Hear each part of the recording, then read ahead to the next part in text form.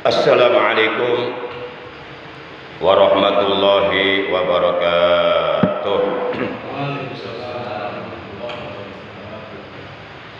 A'udzu billahi minasy syaithanir rajim. Bismillahirrahmanirrahim.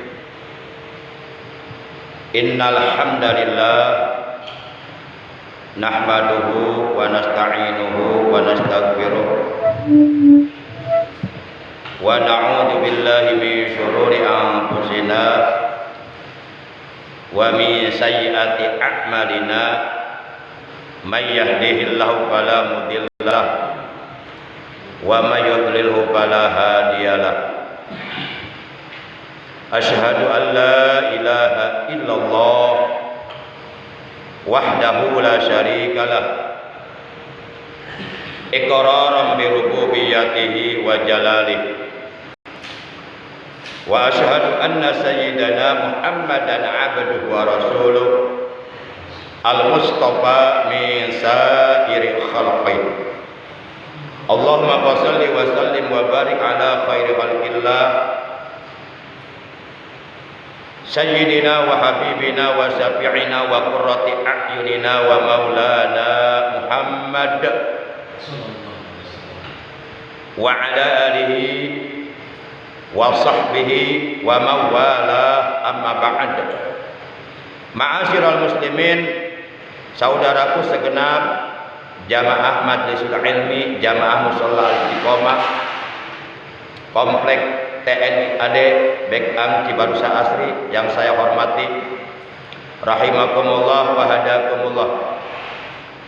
Segala puji bagi Allah yang telah memberikan pertolongannya kepada kita sehingga pada malam ini, walaupun dalam suasana cuaca kurang begitu mendukung, namun tidak mengurangi semangat kita untuk tetap istiqomah menghadiri majelis ilmu.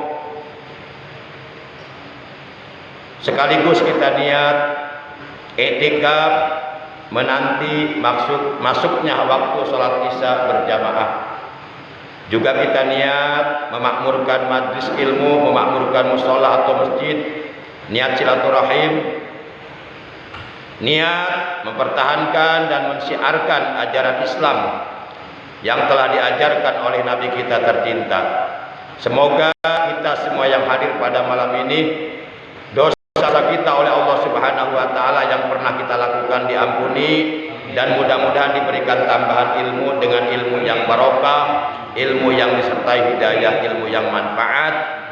Dan semoga dengan barokah sababiyah kita duduk di majelis ilmu yang mulia ini, Allah Subhanahu wa taala senantiasa memberikan kepada kita juga kepada keluarga kita kesehatan yang barokah, kesehatan zahir maupun batin, untuk beribadah kepada Allah Subhanahu wa taala. Amin ya Allah ya rabbal alamin. Ma'asyiral muslimin, selanjutnya salawat dan salam semoga tetap dilimpahkan selalu atas baginda kita yang mulia, paduka alam, Nabi agung, Nabi besar Muhammad sallallahu alaihi wasallam, beserta seluruh keluarga beliau, para sahabat beliau dan seluruh pengikut beliau yang tetap setia dan tetap cinta kepada beliau, yang tetap istiqomah menjalankan segala perintah beliau dan menjauhi larangan beliau, menghidupkan dan mengamalkan sunnah-sunnah beliau.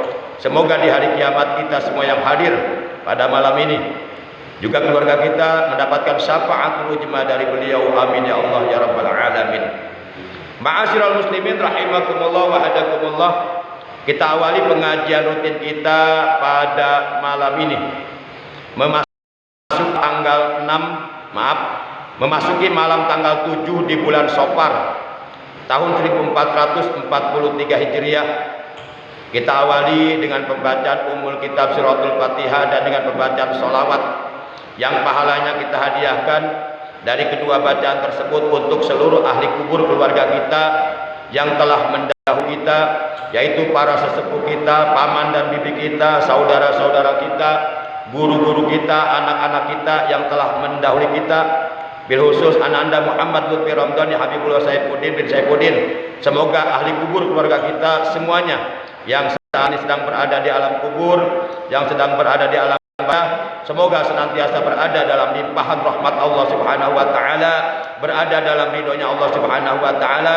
Alam kuburnya oleh Allah dilapangkan, diluaskan, diterangkan, dijadikan taman daripada taman-taman sorga. Amin ya Allah ya rabbal alamin. Bitilka niyatil Fatihah. A'udzu billahi minasyaitonir rajim. Bismillahirrahmanirrahim. Alhamdulillahi rabbil alamin. Arrahmanir rahim. Maliki yaumiddin. Iyyaka na'budu wa iyyaka nasta'in. Ihdinas siratal mustaqim. Siratal ladzina an'amta 'alaihim ghairil maghdubi 'alaihim waladdallin. Rabbighfir lana wa liwalidayna. Amin. Allahumma shalli 'ala sayyidina Muhammad wa asqi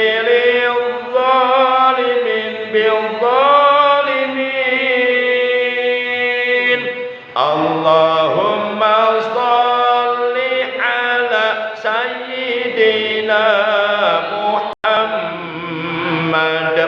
wa asqilil zalimin bil zalimin wa akhrijna min bainihim salimin ya Allah wa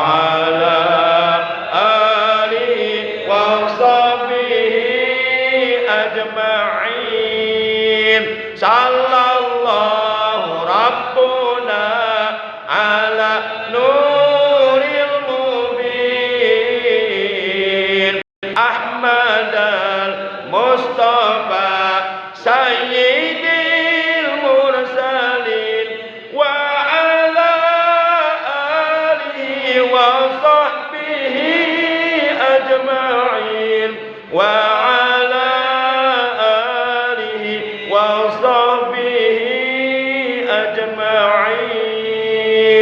Allahumma shalli ala sayyidina Muhammad wa asqilil zalimin Allahumma shalli ala sayyidina Muhammad wa asqilil zalimin bil zalimin wa akhrijna min bainihim salimin ya Allah wa ala alihi wa sahbihi ajma'in. Allahumma shalli wa sallim wa barik alaihi wa ala alihi wa sahbihi. Ma'asyiral muslimin, saudaraku segenap jamaah pengajian rutin malam Selasa ba'da maghrib musholla Al-Istiqomah RT 06 Komplek TNI AD Bekang Cibarusah Asri yang semuanya saya hormati rahimakumullah wa hadakumullah. Langsung saja pada kesempatan malam ini kita akan membahas mengenai 10 golongan orang yang sholatnya tidak akan diterima oleh Allah, yakni sholat mereka ditolak oleh Allah, sehingga amal ibadah yang lainnya pun, amal yang lainnya pun, amal kebaikan yang lainnya pun yang dikerjakannya selama hidup di alam dunia menjadi sia-sia oleh karena sholatnya ditolak oleh Allah Subhanahu wa ta'ala. Ma'asyiral muslimin, perlu kita mengetahui tentang 10 golongan tersebut yang sholatnya tidak akan diterima, agar supaya kita setelah mengetahui terhadap 10 golongan tersebut yang sholatnya tidak diterima oleh Allah, supaya kita berhati-hati, supaya kita berusaha untuk tidak masuk ke dalam salah satu dari 10 golongan tersebut.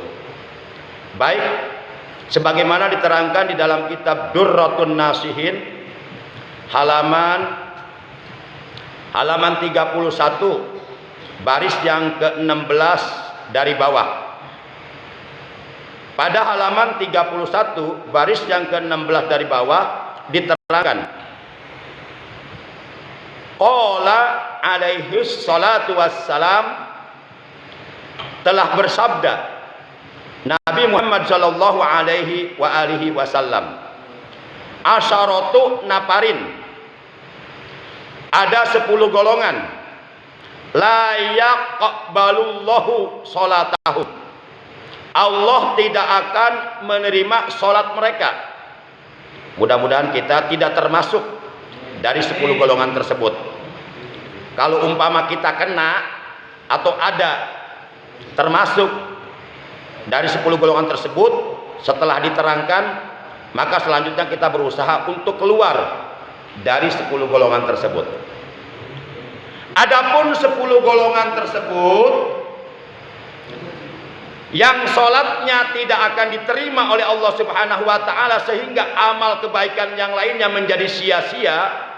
Yang pertama adalah rajulun sholat wahidan bi ghairi qiraah, seseorang yang melakukan sholatnya selalu sendirian, artinya tidak pernah mau berjamaah, dengan bacaan yang rusak.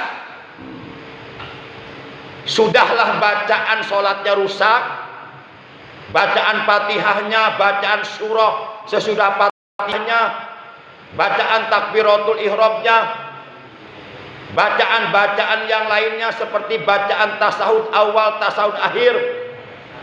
Sudahlah bacaan sholatnya rusak, sholatnya sendirian lagi, selalu di rumah, tidak pernah mau berjamaah, tidak pernah mau bergabung berjamaah yang dipimpin oleh seorang imam yang memang bacaannya memenuhi syarat.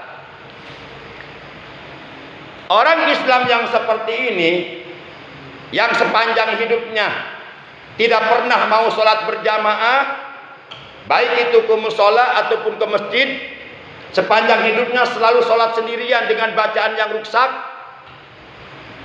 dengan tidak mengetahui syarat-syarat sahnya sholat, dengan tidak memahami keparduan-keparduan sholat, dengan tidak memahami perkara-perkara yang membatalkan sholat, dengan tidak mengerti perkara-perkara yang dimakruhkan dilakukan di dalam sholat, dengan tidak mengerjakan kesunahan-kesunahan sholat, maka orang yang seperti ini tentu nanti di hari kiamat akan sangat amat menyesal. Tapi kalau kita sholatnya berjamaah, misal di musola atau di masjid, walaupun umpama bacaan kita sadar bahwa bacaan Quran kita belum fasih, belum benar, bahwa kita belum paham, belum mengerti tentang hukum-hukum tajwid seperti ijhar, idgham, iqlab, ikhfa, seperti idgham mutamasalain, idgham mutajanisain, idgham mutakuribain, labdul jalala tarkik, labdul jalala tafhim, qalqalah sugro, qalqalah kubro, mad wajib mutasil, mad jaid munfasil, mad aidi sukun, mad badal, mad iwad, dan seterusnya. Walaupun kita belum paham tentang ilmu tajwid, walaupun bacaan kita banyak yang belum benar, tapi kalau berjamaah insya Allah kita akan terbawa. Ibarat kita beli,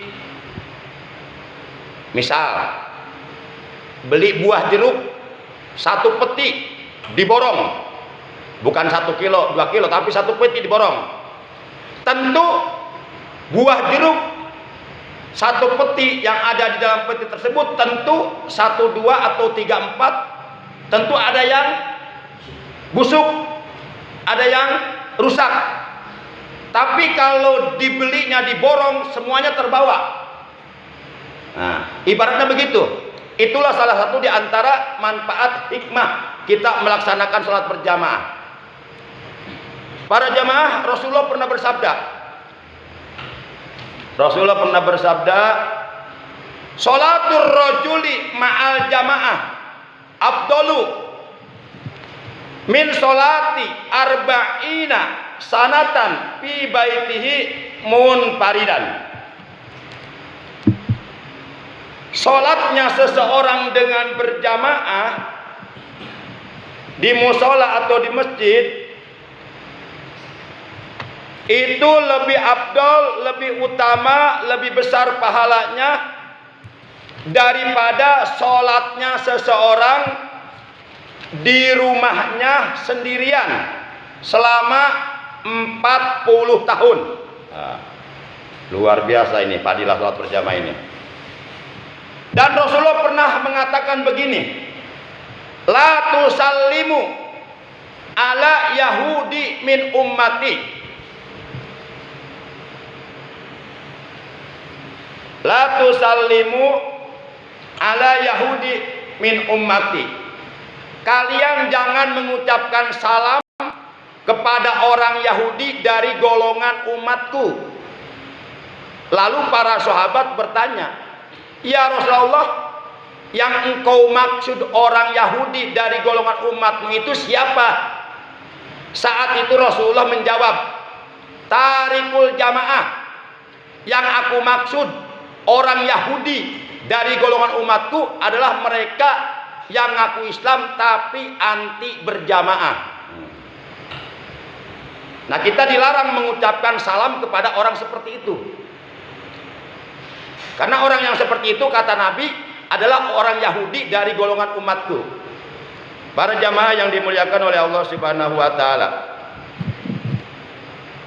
Kemudian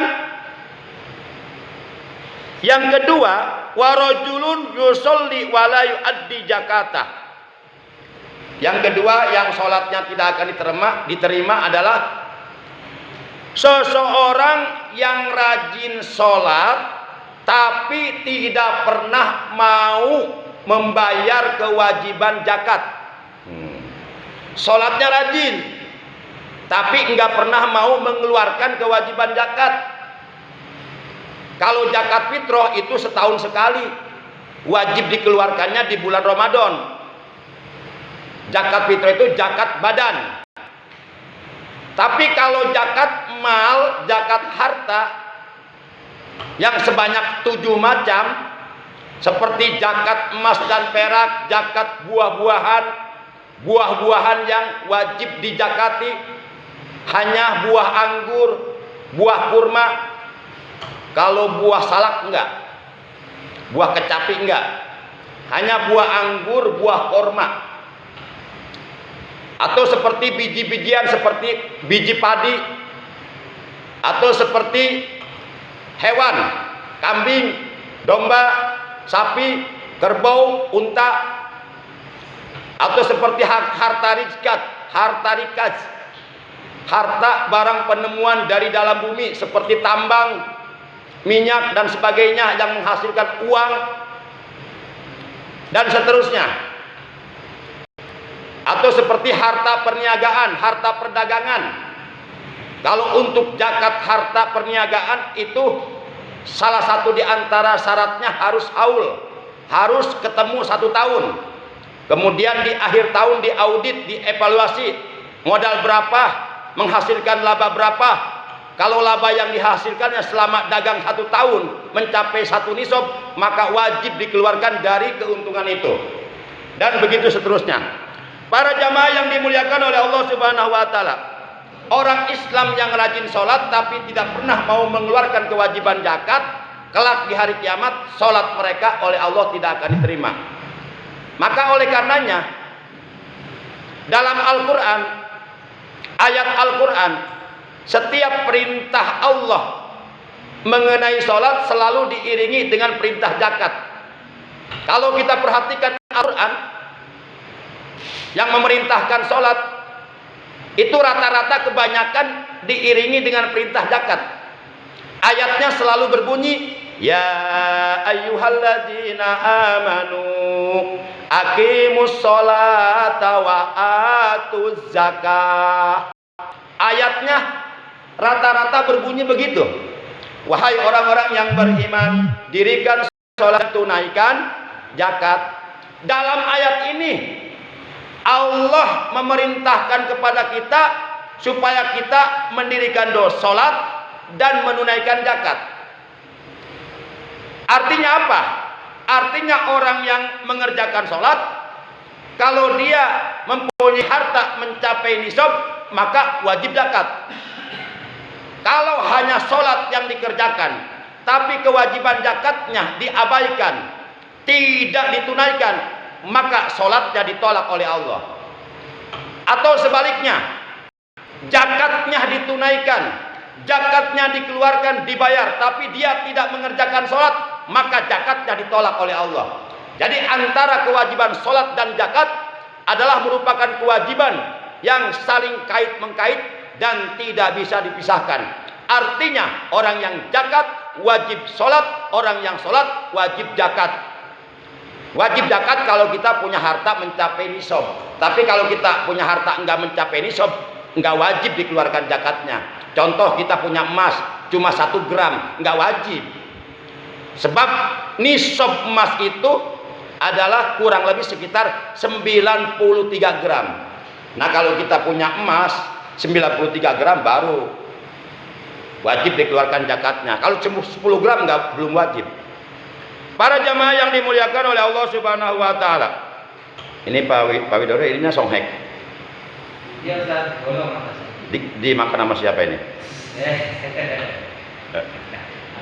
Pada digigitin kali ya.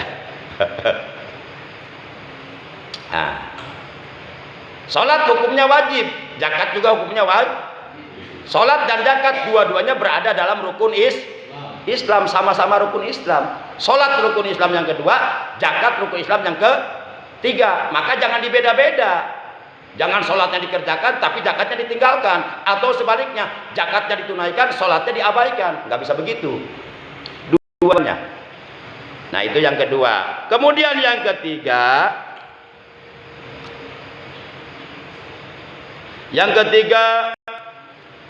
warajulun ya'ummu qauman wahum lahu karihun. Yang ketiga, seseorang yang suka mengimami suatu kaum dalam sholat berjamaah.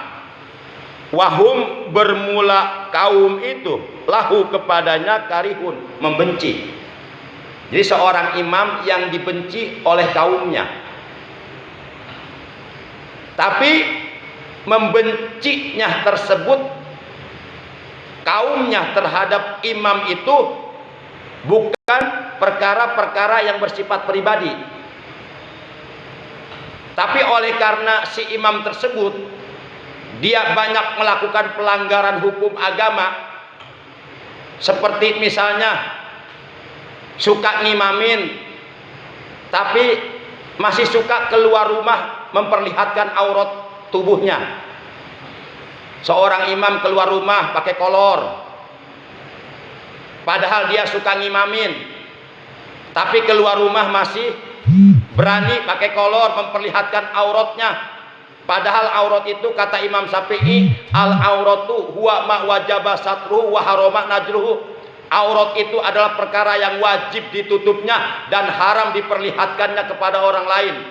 Ini imam suka ngimamin tapi keluar rumah berani pakai kolor sehingga auratnya terlihat, sehingga kelakuan seperti ini tidak disukai oleh para makmum, tidak disukai oleh para jamaah, tidak disukai oleh kaumnya, oleh warganya. Maka imam yang seperti ini sholatnya enggak diterima. Atau suka ngimamin tapi masih suka judi, suka ngimamin tapi masih suka mempermainkan perempuan, atau masih suka menggoda istri orang, suka ngimamin tapi masih suka mabuk.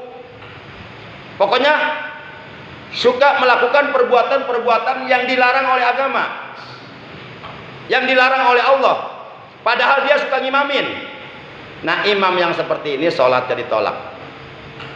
Kemudian yang keempat,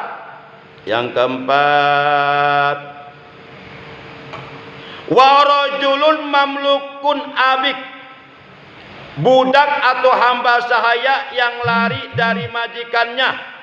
Yang kelima, warajulun saribul khamri mudminan, seseorang yang suka meminum khamr atau pecandu arak.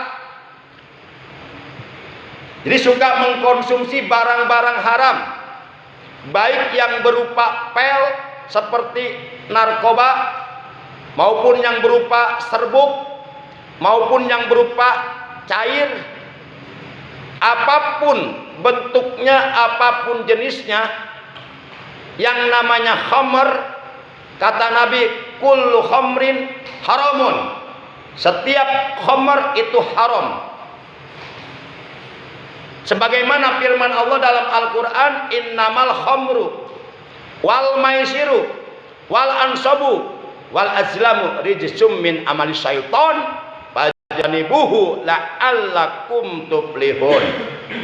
Kata Allah, sesungguhnya khamr, zat yang memabukkan, zat yang apabila dikonsumsi membuat akal pikiran sehat kita menjadi tidak waras, tidak sadar, menjadi mabuk, bahkan menjadi rusak, merusak akal. Dan perjudian dan mengundi nasib dengan anak panah dan menyembah berhala, rijsun, itu adalah perbuatan yang sangat kotor. Min amali syaiton, termasuk perbuatan syaiton. Fajtanibuhu, maka jauhilah oleh kalian perbuatan-perbuatan itu, la'allakum tuflihun, supaya kalian menjadi orang-orang yang beruntung, orang-orang yang selamat. Nah, itu yang kelima. Kemudian yang keenam, wa mra'atun jaujuha sakhitun 'alaiha. Yang keenam, wa mra'atun jaujuha sakhitun 'alaiha. Seorang wanita yang dimurkai oleh suaminya, yakni seorang wanita yang selalu berbuat durhaka kepada suaminya. Dia tidak bisa menjaga ucapannya kepada suaminya, sampai berani marah-marahin suaminya. Ketika memarah-marahi suaminya, sampai keluar kata-kata kotor kepada suaminya, kata-kata yang tidak pantas, sampai berani menyebut nama-nama binatang kepada suaminya. Istri yang durhaka kepada suaminya, walaupun sholatnya rajin, kelak di hari kiamat sholatnya tidak akan diterima oleh Allah Subhanahu wa ta'ala. Kemudian yang ketujuh, wa mra'atun sholat bi ghairi himarin. Yang ketujuh, seorang wanita yang melakukan sholat bi ghairi himarin, tanpa menggunakan kerudung atau tanpa menutup aurat. Wanita itu auratnya jami'u badaniha illal wajha wal kaffain. Wanita itu auratnya seluruh tubuhnya aurat. Seluruh tubuhnya aurat kecuali muka dan kedua telapak tangan. Selain itu haram diperlihatkan kepada orang lain yang bukan mahram, kepada orang lain yang tidak sedarah daging. Kan mahram itu ada tiga, ada mahram bin nasab, ada mahram bin nikah, ada mahram bil murdi. Ada yang haram dinikahi dengan sebab sedarah daging, seperti ya anak sekandung, seayah seibu, adik kakak, itu nggak boleh menikah, haram karena satu darah daging. Yang kedua, ada mahram yang haram dinikahi dengan sebab pernikahan, seperti seorang laki-laki menikahi seorang wanita, maka kepada ibu dari itu mertua, maka laki-laki ini haram ya menikahi mertuanya, gitu kan. Itu mahram bin nikah namanya. Yang terakhir, mahram bil murdi, haram dinikahi dengan sebab sepersusuan. Walaupun itu tidak sedarah daging, walaupun itu anak bibi kita, anak paman kita, tapi kalau pernah disusui oleh ibu kita, kemudian kita jatuh cinta kepadanya, itu haram nikah karena anak tersebut pernah disusui oleh ibu kita. Nah, itu namanya mahram bil murdi. Oleh karena sudah habis waktunya, ini baru 7, langsung yang ke-10 saja. Yang ke-10 yang sholatnya tidak akan diterima oleh Allah adalah warajulun la tanhahu sholatuhu anil fahsai wal munkar. Seseorang yang rajin sholat, akan tetapi sholat yang dikerjakannya itu tidak mampu membentengi dirinya, tidak mampu mencegah dirinya dari perbuatan keji dan munkar. Artinya sholatnya rajin, tapi juga maksiatnya rajin. Sholat ya sholat, maksiat ya jalan. Namanya STMJ. STMJ, susu telur madu jahe. Sholat terus, maksiat jalan. Sholat ya sholat, tapi berkata dusta, berbohong jalan terus. Sholat ya sholat, tapi bertengkar, berkelahi dengan tetangga jalan terus. Sholat ya sholat, tapi berbuat durhaka, menyakiti orang tua jalan terus. Sholat ya sholat, tapi berbuat maksiat. Orang yang seperti ini sholatnya tidak akan terima. Padahal kata Allah dalam Al-Quran surat 29 Al-Ankabut juz 21 ayat 45, Allah berfirman, wa aqimis sholah inna sholata tanha anil fahsya'i wal munkar. Dirikan sholat, karena sesungguhnya sholat yang didirikan dengan benar itu akan mampu mencegah dari perbuatan keji dan munkar. Maka dengan demikian, kalau ada orang rajin sholat tapi masih maksiat, berarti itu kesimpulannya selama ini sholatnya belum benar, gitu aja udah. Berarti selama ini sholat yang dikerjakannya belum benar, belum sempurna. Dan boleh jadi itu menunjukkan bahwa sholatnya tidak sah, tidak akan diterima. Kalau orang rajin sholat tapi masih suka maksiat. Demikian, oleh karena sudah masuk waktu Isya, kurang lebihnya saya mohon maaf. Terima kasih atas kehadirannya.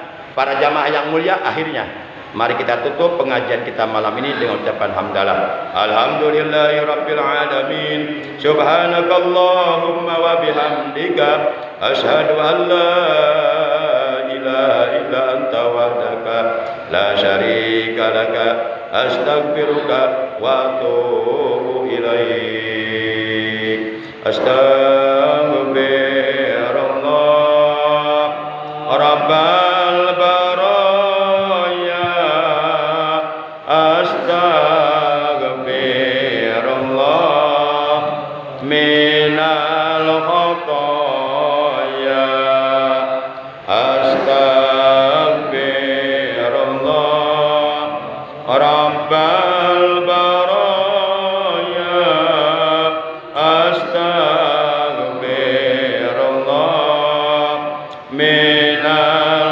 khataya. Rabbana zidna ilman nafi'an ma'al hidayah. Rabbana shrah lana sudurana wa yassir lana umurana wahlul 'uqdatam min lisanina yafqahu qawlana waj'al lana waziran min ahlina waj'alna min ibadikas sholihin. Rabbana atina fid dunya hasanah wa fil akhirati hasanah wa qina adzabannar. Wa sallallahu ala khairi khalqi sayyidina Muhammadin wa ala alihi wa sahbihi wa baraka wa sallama tasliman katsira bi rahmatika ya arhamar rahimin. Subhana rabbika rabbil izzati amma yasifun wa salamun alal mursalin walhamdulillahi rabbil alamin. Terima kasih, mohon maaf. Adanallahu wa iyyakum ajmain. Wassalamualaikum warahmatullahi wabarakatuh. Soleh, ajan soleh.